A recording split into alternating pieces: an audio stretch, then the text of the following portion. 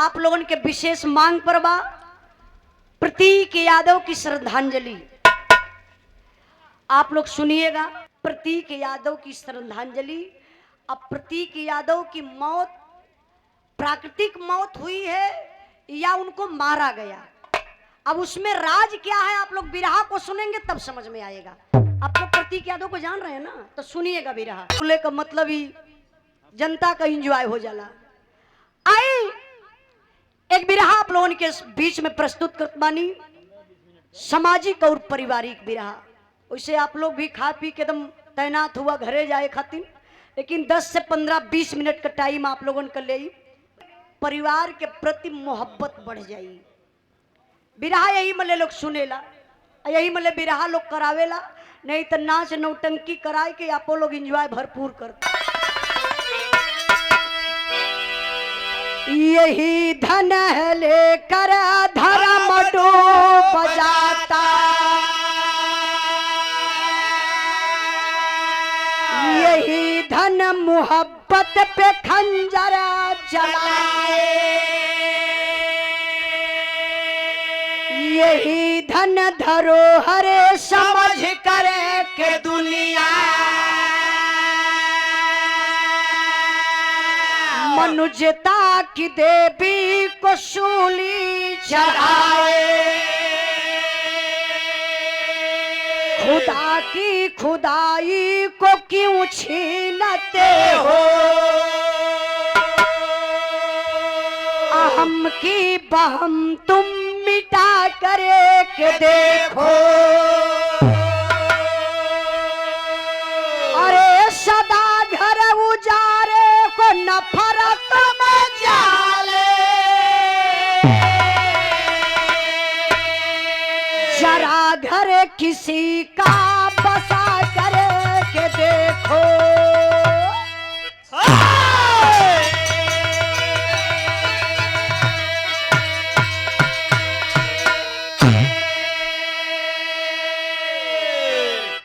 बाबू आज का जमाना बा, इतना लोगन के अंदर नफरत भरल बा, इंसान इंसान के देखल ना चाहत बा। नफरत भरी जिंदगी इंसान जी रहा है। पड़ोसी अगर आगे बढ़त हो,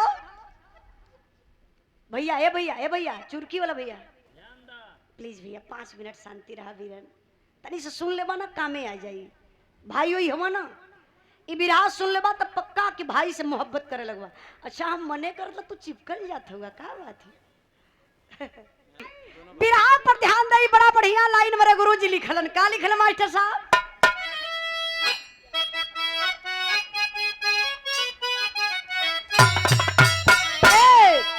मेरे महबूब मेरे महबूब मेरे साथ बड़ा चाल किया,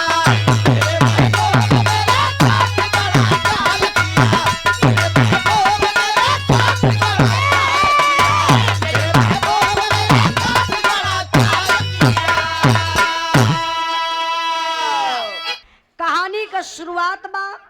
आप लोग कहानी पर ध्यान दिए, कहानी कहां से कैसे लिखल गई मास्टर साहब?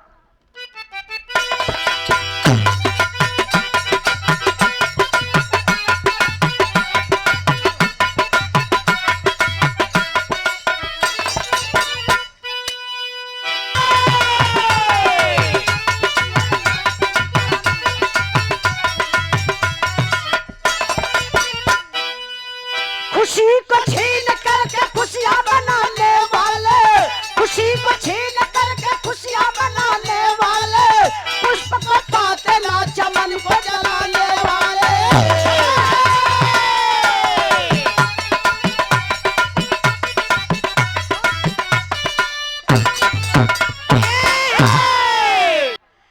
कहानी कहां से लिखल गई?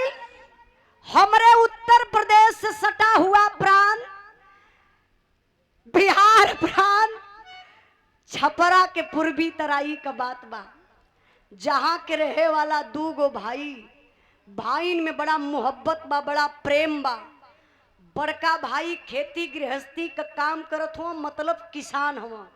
छोटका भाई फौजी जवान जेकर पोस्ट बा बैरिकपुर कलकत्ता में।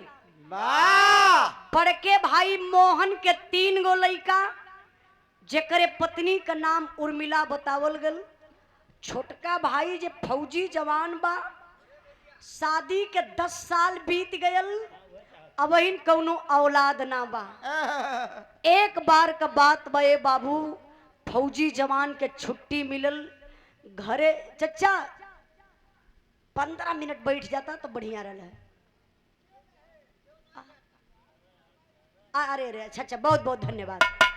आई हमरे लालचंद बाबू जी, कोनो बात नहीं के चलिए। अच्छा ये बाबू ध्यान दई, बड़का भाई खेती गृहस्थी का काम करत हुआ, 3 लड़का हुआ, लेकिन छोटके भाई के कोनो औलाद ना बा। यह परिवार का दर्द बा। एक बार छुट्टी मिलल फौजी जवान के, घरे आइल हुआ, रात का बेला बा। उनकर दुल्हनिया ये बाबू फौजी सैया के कोठरी में गई। अब फौजी सैया का पैरवा इसे दबावत बा, सुसुक सुसुक के रोवत बा।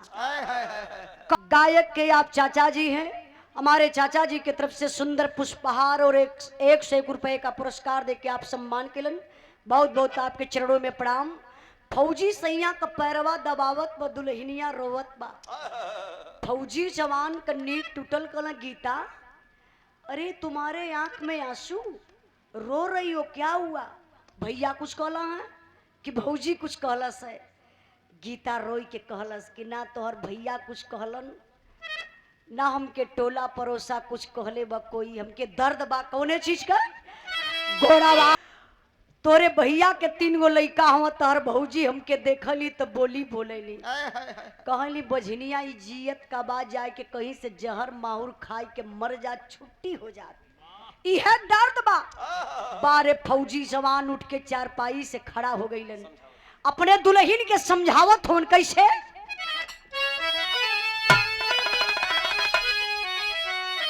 तेरे गीता दुल्हनी आके, तेरे गीता दुल्हनी आके फौजी समझावेला, पार करिए हमन के बुढ़ैया गोरी हो, 3 भैया के दुलार। पार करिए हमन के बुढ़ैया गोरी हो, 3 भैया के दुलार। पार करिए हमन के बुढ़ैया गोरी हो, 3 भैया के दुलार। भैया के 3 लड़कन के अपन लड़का मान ला। ये भैया का 3 लड़का हमन के बुढ़ैया पर कामे यही। वाह, दोनों प्राणी संतोष कैले, सबूर कैले। वही अइला में गीता के गर्भ रह गल। अब सोचे वाली बात तई बा कि 10 साल के बाद गीता गर्भवती हो गई। घर में खुशी का माहौल बा। फौजी जवान के छुट्टी का डेट पूरा भयल। फौजी जवान अपने ड्यूटी पर गए हुआ बैरिकपुर कलकत्ता। यार धीरे धीरे 9वां महीना लगल बा, प्रसव का बेला बा। यही है पैसा दिल दिमाग बाबा, यही है पैसा दिल दिमाग, न्याय धर्म को चूर करे। देकर के मोहब्बत की फांसी भाई भाई को दूर करे। प्रसव की बेला में गीता वासीला नर्स के पास गई, हो गई भर्ती बिना पति के। गीता वहां उदास हुई। मिला मोहन नर्स से जाकर, मैडम जरा सा रहम करो, 25,000 रुपया दूंगा, बच्चे को गर्भ में खत्म करो। पैसे के चलते एक नारी नारी का सपना मिटा दिया। गीता से बोली मरी थी बच्ची, बच्ची को मैंने हटा दिया।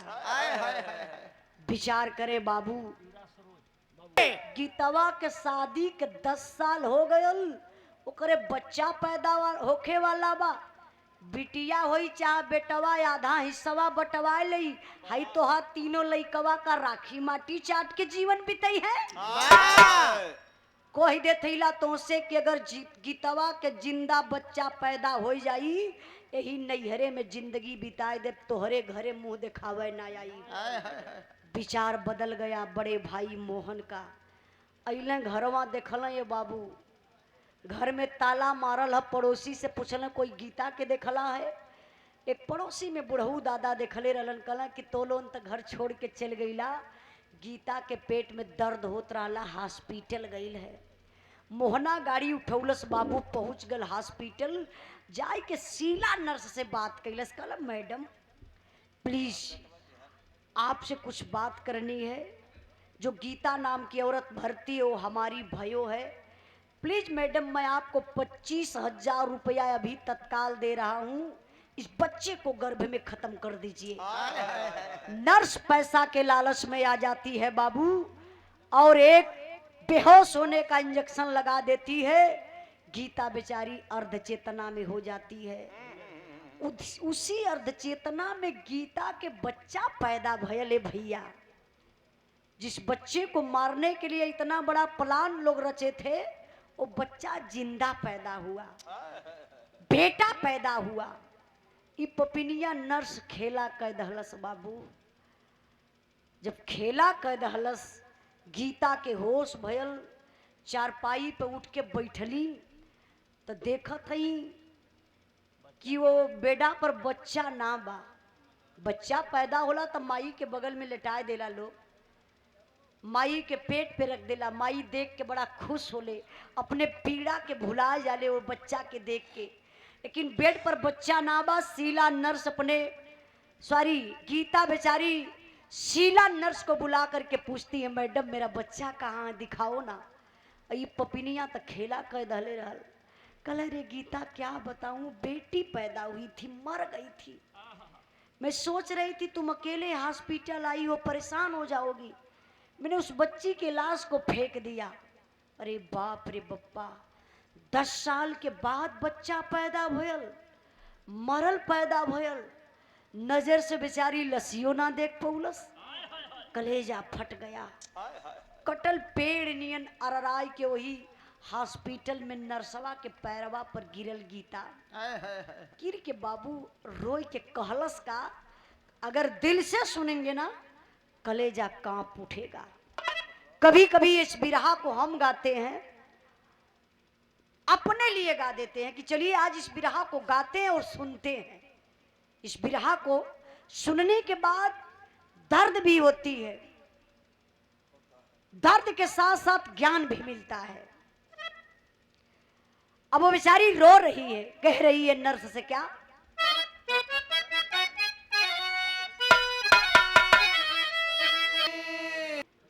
अब वो बेचारी गीता रोई के उस शीला नर्स के पैर पर गिर गई। कली बहिनी 10 साल के बाद बच्चा पैदा भइल, नजर से देख ना पौली, एगो जहर का इंजेक्शन लिया के लगा दे तू, हम यही हॉस्पिटल में मर जैती।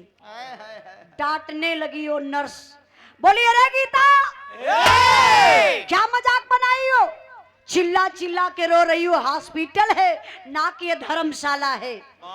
अगर मेरे साथ मेरे हॉस्पिटल में रहना हो तो रह ले, नहीं तो वरना मेरे हॉस्पिटल से निकल कर चली जा।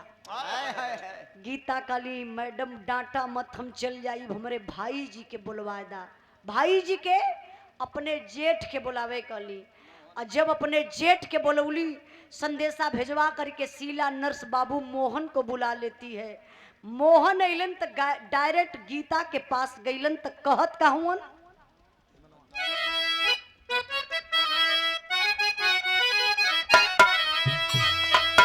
मनवा जहिया पैसा पर बिकी, अरे धरा में इंसाफ बढ़ी क्या सुत जाई का फलवा का फलवा का फलवा। रोकर मोहन कहन लगा, अरे रोकर मोहन आयल हॉस्पिटल तो जरूर भैया, लेकिन वो नर्स के पास ना जाए के गीता के पास गल। कल गीता पता चला कि बेटी पैदा हुई थी, मर गई थी, अब क्या किया जाए, चलो घर चलते हैं। अब तो गीता और टूट गई। कल भाई जी बड़ा उम्मीद रहा कि आप पैबा कोनो उपाय लगईबा, घरे कौन मुँह लेके जाई। आज ले लोग बाजिन बाजिन काला, लेकिन आज के बाद हमके लोग पापिन कही। जन्मौलस बचवा हॉस्पिटलवे में खाई गई। आप जा, हमार बच्चा मर गल तो हम यारे कहीं अपन जान प्राण दे देब लेकिन घरे मुंह देखावे ना आइबे। समझ गल मोहन कल ओ एकर बच्चा मर गल इहो मर जाई। सोहन छोट भाई बा सारी बात मानेला।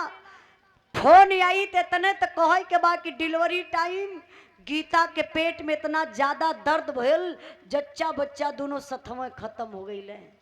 इहे सोचत मोहन घरे जात बा।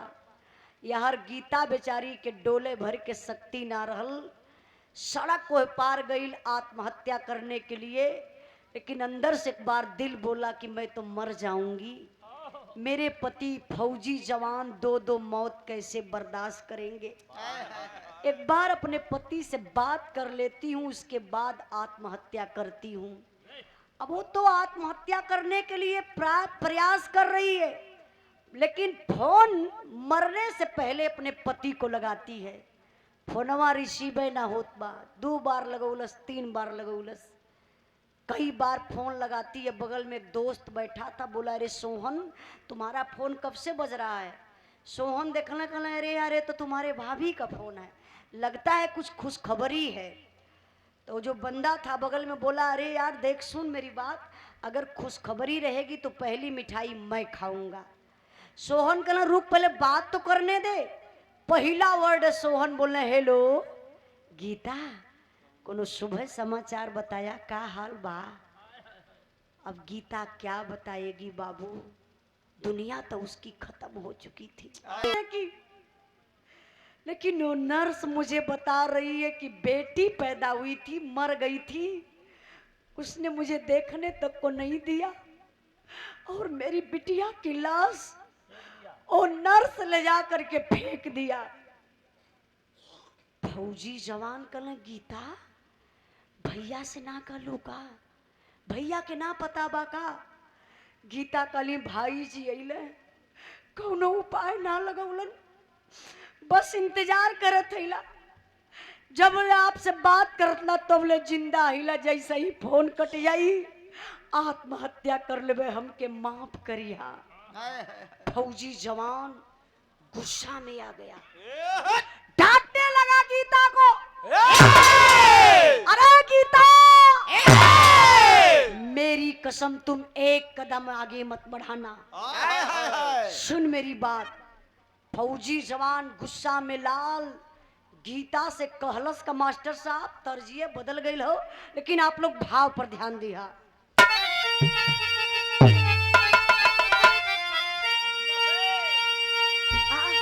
चचा एकदम छुया मत नहीं तो बिगड़ जाए। बिरहा बिरहा में हमारे वीर रस कई भाव बा, एक फौजी का तेवर हो का।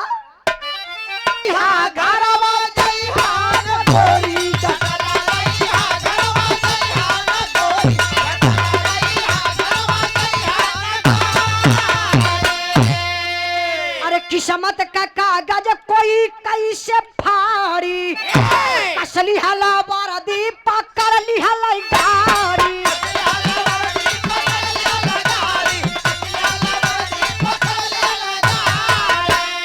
अरे धीरज कदिया ना बुझाई हाल गोरी चला रही हा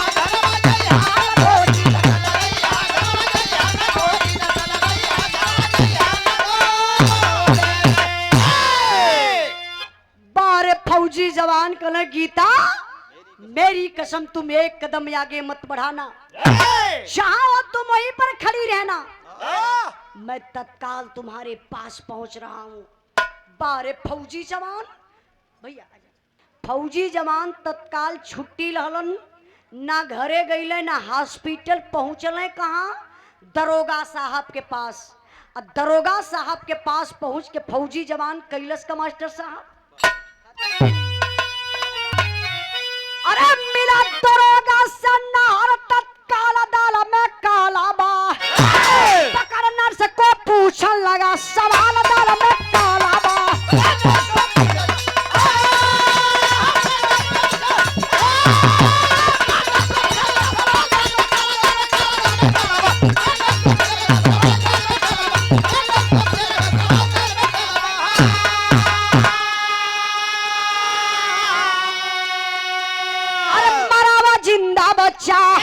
बच्चा माथा मारा था, उसको तूने फेंक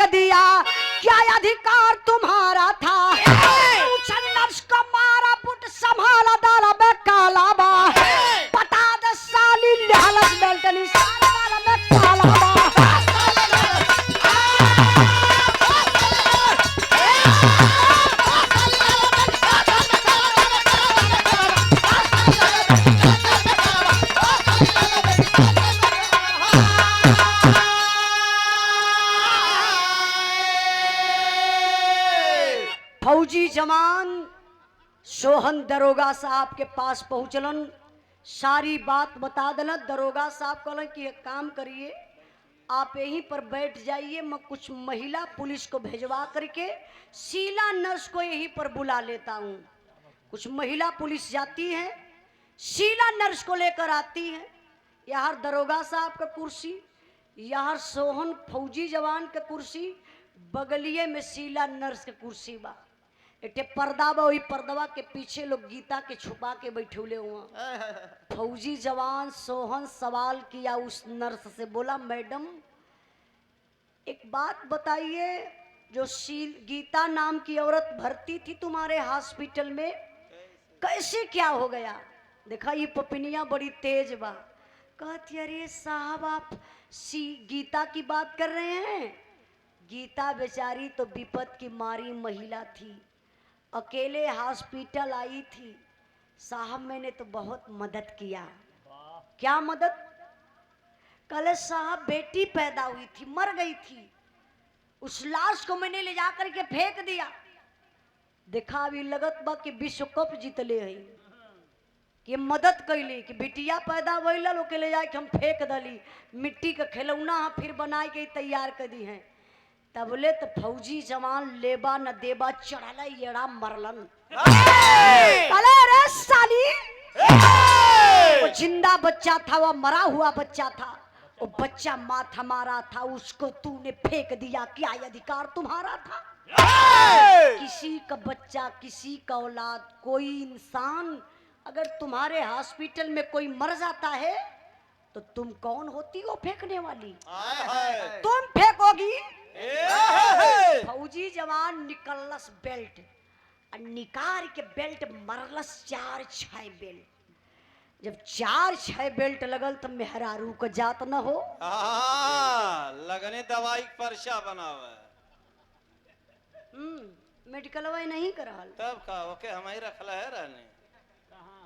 कहाँ रखले रहल? मेडिकल हलवा पे। अच्छा हम तो कहीं घरे राखी ला। इतना समय कहाँ?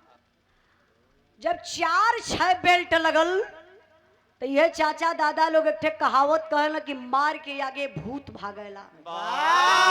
कले हे साहब बड़ा चोट लगत बा, मारा मत हो साहब, साफ है साहब, बता दे साहब। फौजी जवान कहला नहीं मारूंगा, बताओ तूने कैसे उस बच्चे को मारा, कैसे मर गया बच्चा बताओ। तो ये पपिनिया बतावत बा। बतावत का भाई 4 लाइन बड़ा इंपॉर्टेंट बा, आप लोग ध्यान से सुनल जाई। आल्हा का लाइन मास्टर साहब बिरहा का 4 लाइन बड़ा इंपॉर्टेंट लाइन बह के आप लोग दिल और दिमाग से सुनल जाई। बिरहा कहीं अगर भटकल भी रहा हुई आप लोगों के तो 4 लाइन से पूरी बिरहावे समझ में आ जाई। कैसे?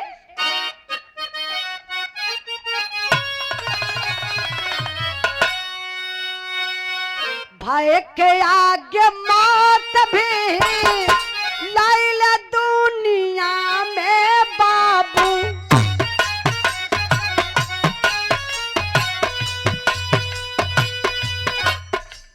ठीक है तू अपनी जगह सही होगा। छोटे छोटे पापियन का कावन रखेगा,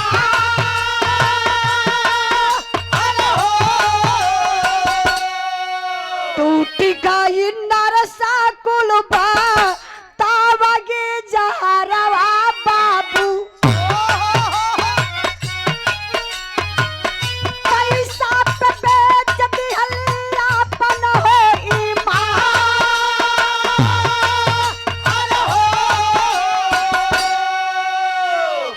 कले साहब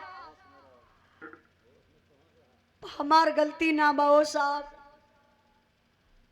हम पैसा के लालच में दुनिया का बहुत बड़ी गलती कैली साहब। पैसा कौन दिया? पैसा कैसा पैसा? तभी पपिनिया बतावत बा कैसन पैसा के दहलस। तो हर बड़का भैया दिहले हम के रुपया साहब,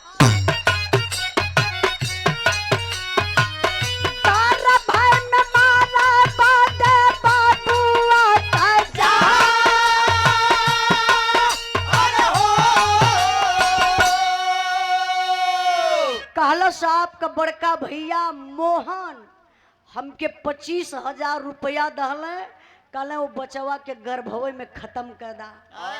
हम 25,000 पौली हो साहब, झूठ ना बोलब। या मोहन हमके 25,000 दहले, कहले वो बचवा के गर्भवे में खत्म कर दा। हम 25,000 पौली, लालच आ गई साहब। एक इंजेक्शन गीता के लगौली बेहोश होखे वाला।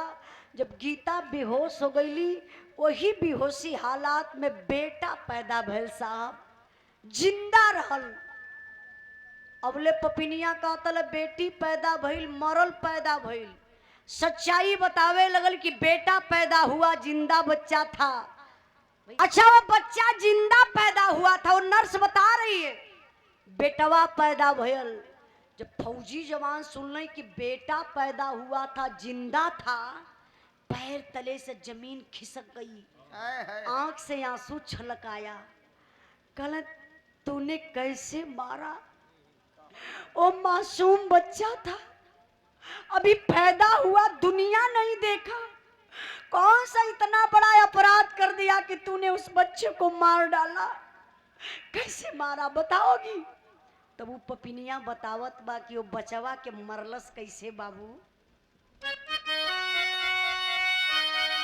जन्मल सुगानावा के झोरवा में रखली साहब,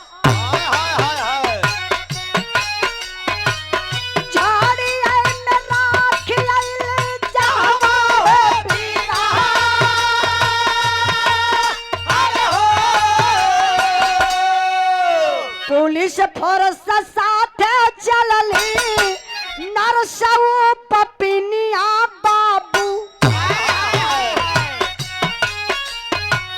झाड़ी आई कि वो रयले जापा दुखा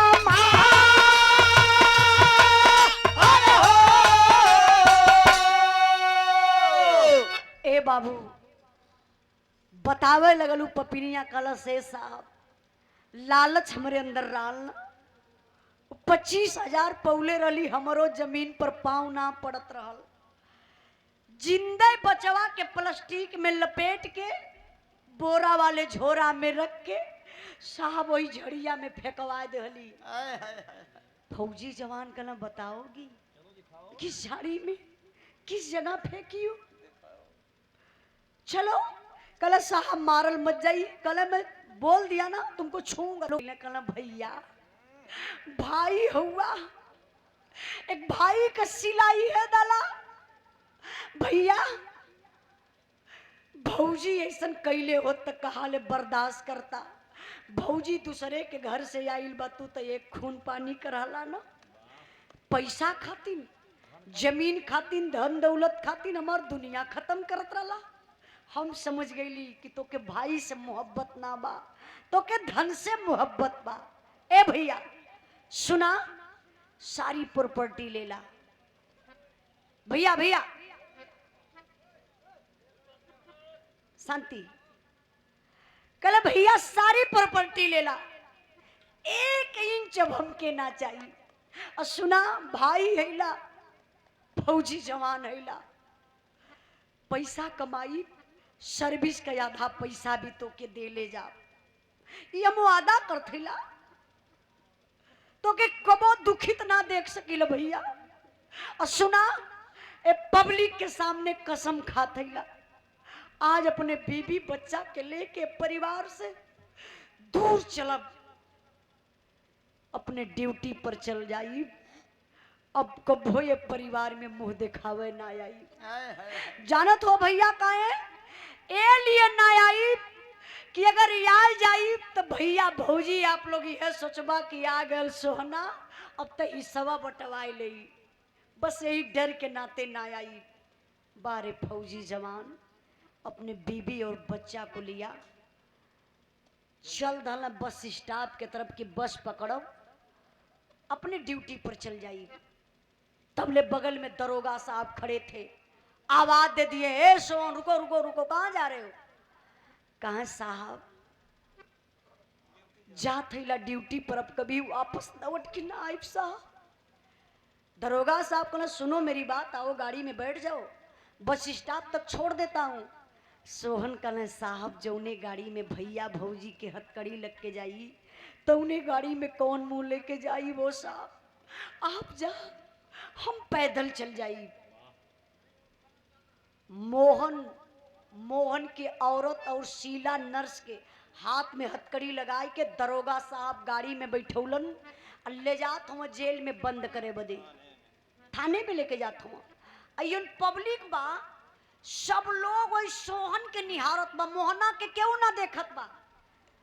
कितना बुढ़वा दादा रोवे लगना, कहना कि का रे मोहना, तो सोहन के साथ ऐसन कैले, देख सोहन जात बा, अब कबो लौट के सोहन ना आई, तो के ऐसन ना करे के चाहत रहे, मर जाइबे, जमीन यही रह जाई। भाई कहिए ते फर्ज निभावले है, लोग रोवत बा देख देख के। तबले तक गजब फिर हो गल। अच्छा बिरहा में अब गजब का होता, वही जनता में से, वही भीड़ में से एक ऐसन आवाज आइल जन करेजवई के चीरिल हलस। वो आवाज के कर रहल, कैसन रहल मास्टर साहब?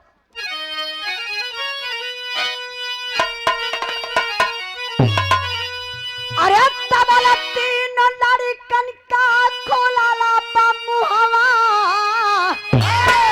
चाचा छोड़ी गया भटकावन का जाला कहवा।